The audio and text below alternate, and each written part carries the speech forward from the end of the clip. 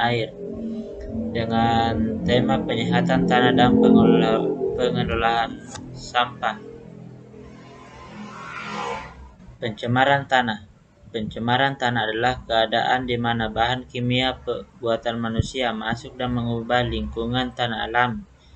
Pencemaran ini biasanya terjadi karena kebocoran limbah cair atau bahan kimia industri atau fasilitas komersial.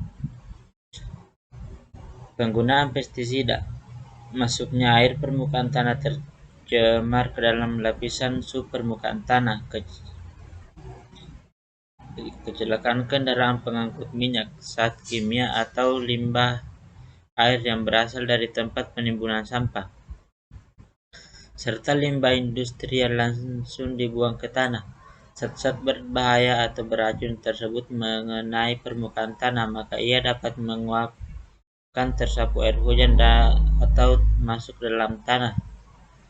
Penyebab utama dari terjadinya pencemaran tanah berasal dari ulah manusia itu sendiri, seperti limbah padat atau sampah yang dihasilkan manusia, logam berat dari barang-barang bekas atau bangunan yang digunakan oleh manusia yang dibiarkan begitu saja, penggunaan yang berlebihan untuk membunuh serangga pada tanaman, serta penggunaan zat nitrogen dan fosfat pada tanaman yang efeknya tidak baik untuk tanah. Sampah domestik atau limbah domestik berasal dari daerah pemukiman penduduk, perdagangan, pasar, tempat usaha, hotel, dan lain-lain.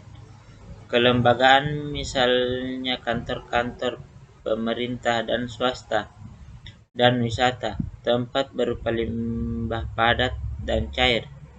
Limbah padat berupa senyawa anorganik yang tidak dapat dimusnahkan atau diuraikan oleh mikroorganisme seperti plastik, serat, keramik, kaleng-kaleng, dan bekas bahan bangunan. Penyebab utama menjadi kurang subur. Bahan pencemar itu akan tetap utuh hingga 300 tahun yang akan datang.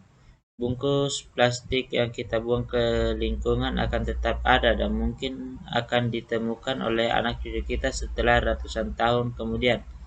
Sampah anorganik tidak terbiodegradasi, yang menyebabkan lapisan tanah tidak dapat ditembus oleh akar tanaman dan tidak tembus udara, sehingga peresapan udara dan mineral yang dapat menyuburkan tanah hilang, dan jumlah mikroorganisme di tanah pun akan berkurang. Akibatnya sulit tumbuh, bahkan mati karena tidak memperoleh makanan untuk berkembang. Limbah cair berupa tinja, deterjen, oli, kucing jika meresap ke dalam tanah akan merusak kandungan udara, bahkan dapat membunuh mikroorganisme dalam tanah. Limbah industri berupa limbah padat yang merupakan hasil buangan industri berupa padatan lumpur, bubur yang berasal dari proses pengolahan, misalnya sisa pengolahan pabrik gula, pulp, kertas, rayon, plywood, pengawetan buah, ikan, daging, dan lain-lain. Limbah cair yang merupakan hasil pengolahan dalam suatu proses produksi, misalnya sisa-sisa pengolahan industri pelapisan logam dan industri kimia lainnya. Tembaga, timbal, perak, krom, arsen, dan boron adalah zat-zat yang dihasilkan dari proses industri pelapisan logam seperti HgCN, Pb dapat diandalkan tanah, merupakan zat yang sangat penting terhadap mikroorganisme. Jika meresap ke dalam tanah akan mengakibatkan kematian bagi mikroorganisme yang memiliki fungsi yang sangat penting untuk kesuburan tanah.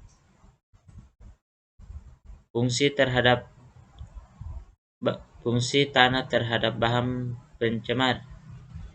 Tanah memiliki peran penting dalam lingkungan karena bekerja sebagai penyaring, penyangga, dan sistem transformasi sehingga mampu melindungi kita dari pengaruh pencemaran akibat kegiatan industri modern. Fungsi penyaring atau filter. banyak residu padatan dan bahan lain yang mungkin dianggap sebagai debu dan sedimen, serta bahan padat seperti kotoran ternak dan buangan pabrik. Bahan-bahan tersebut kemudian mengandung bahan atau senyawa yang bersifat meracun dalam konsentrasi tertentu seperti kadmium atau CD, tembaga atau Cu, seng atau Zn, fluorine atau F, dan raksa atau Hg. Unsur-unsur tersebut ternyata dapat ditemukan oleh tanah sehingga tanah lapisan bawah dan udara domestik atau air minum tetap murni, tak terkontaminasi bahan pencemar. Tanah lempungan dan debuan merupakan tanah yang bertekstur halus dan memiliki kemampuan yang tinggi sebagai penyaring, tetapi permeabilitasnya rendah. Kapasitas penyaring sama dengan jumlah air yang dapat dimurnikan per satuan waktu. Kapasitas penyaring ini cukup rendah pada tanah lempungan dan debuan, tetapi cukup tinggi pada tanah geluhan. Tanah pasiran memiliki efisiensi yang rendah sebagai filter, tetapi udara yang meloloskan cepat. Fungsi penyangga atau buffer. Kapasitas penyangga juga sangat penting dalam masalah lingkungan karena kompleks pertukaran juga menyerap senyawa yang larut dalam air hujan, contohnya nitrogen, monoksida, dan sulfur.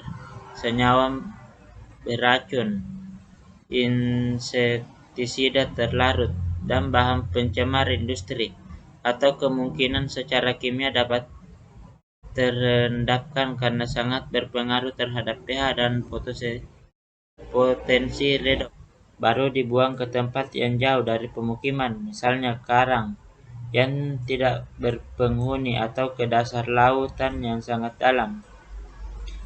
Kelima, penggunaan pupuk pestisida tidak digunakan secara praktis namun sesuai dengan aturan dan tidak berlebihan. Yang keenam, usahakan membuang dan memakai deterjen berupa senyawa organik yang dapat dimusnahkan atau diuraikan oleh mikroorganisme. Langkah penanggulangan apabila pencemaran tanah terjadi. Maka perlu dilakukan penanggulangan terhadap pencemaran tersebut. Tindakan penanggulangan pada prinsipnya mengurangi bahan pencemaran tanah atau mengolah bahan pencemaran atau mendaur ulang menjadi bahan yang bermanfaat. Tanah dapat berfungsi sebagaimana mestinya. Tanah pinggiran kota yang dapat ditanami dan mikroorganisme yang bermanfaat serta tidak punahnya hewan adalah tanah. Ada beberapa langkah penanggulangan untuk mengurangi dampak yang ditimbulkan oleh tanah, di antaranya adalah 1. Remediasi adalah kegiatan untuk membersihkan permukaan tanah yang tercemar. Ada dua jenis radiasi tanah, yaitu in situ atau on-site dan ex situ atau off-site. Pembersihan on-site tersedia di lokasi. Pembersihan ini lebih murah dan terdiri dari